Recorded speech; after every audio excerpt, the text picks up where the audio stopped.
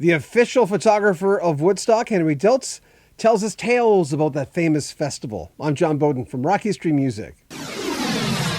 So it's Thursday night, part 3 of our long series talking to photographer Henry Diltz, who, as mentioned, was the official photographer of Woodstock. Of course, he just look behind me at all the folks he's photographed. And that's just a small portion. We'll have links in the description of this video where you can pick up a print. First, that big festival. Yeah, but what about Woodstock? I mean, I remember I saw the quote of you in Woodstock where you guys opened the paper and it was an aerial shot.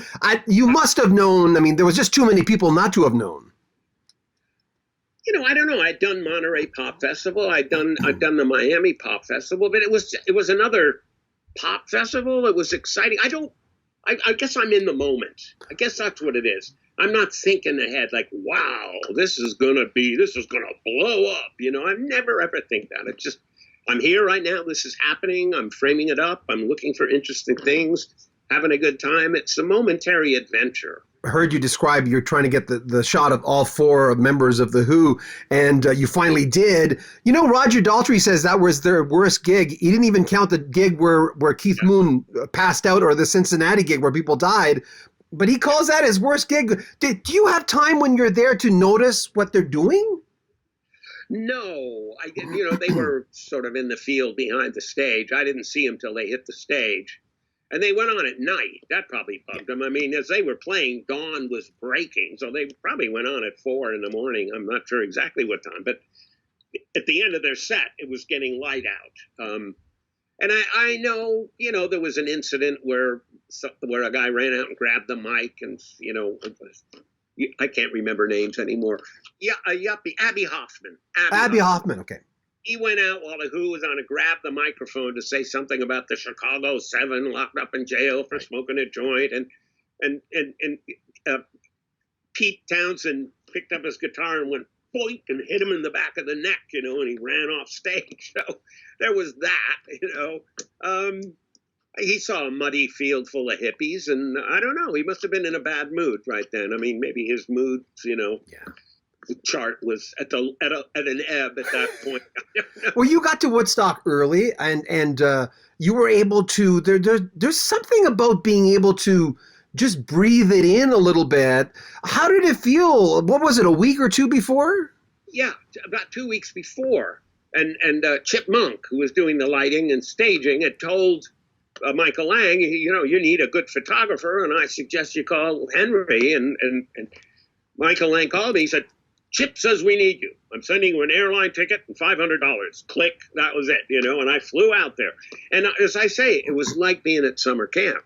It was 2 weeks of being in the sunshine in upstate New York, go to the state where they're building this huge wooden aircraft carrier at the bottom of a field of green alfalfa. And every day was so the hippie carpenters with their shirts off, sawing and hammering. The hippie girls would come over with lunch and sandwiches, and it really was like summer camp.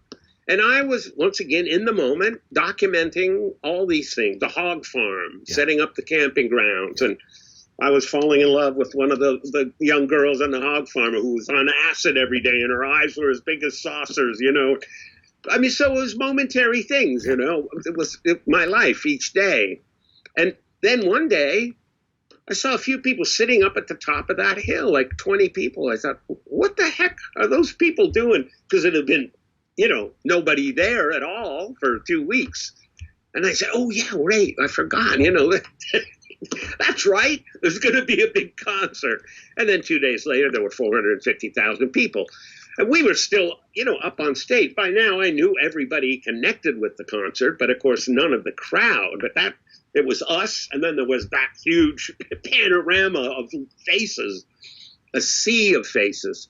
And like you said, on a Saturday afternoon, someone brought a copy of the New York Times with an aerial photo. We said, oh, my God, because we couldn't see up over the hill how far the crowd went in the camping grounds, and all the highways were shut down. And we sort of didn't know all that until we saw that picture. We'll have more of our great conversation with photographer Henry Diltz coming up next Thursday night. Remember, you can pick up any one of his prints. There'll be links at the very top of the description of this video. Remember, thank you so much for everyone who's picking up t-shirts. We really appreciate that. Helps us with costs for this channel because we have students who of course edit our videos. Links also in the description of this video. Make sure you comment on our videos, subscribe to our channel, and share our videos. Live chat Friday Night Live with John, me, and Shannon, my wife, coming up tomorrow night for a couple of hours again. We'll talk about all kinds of stuff. We'll talk about what you want to talk about. This is Rock History Music.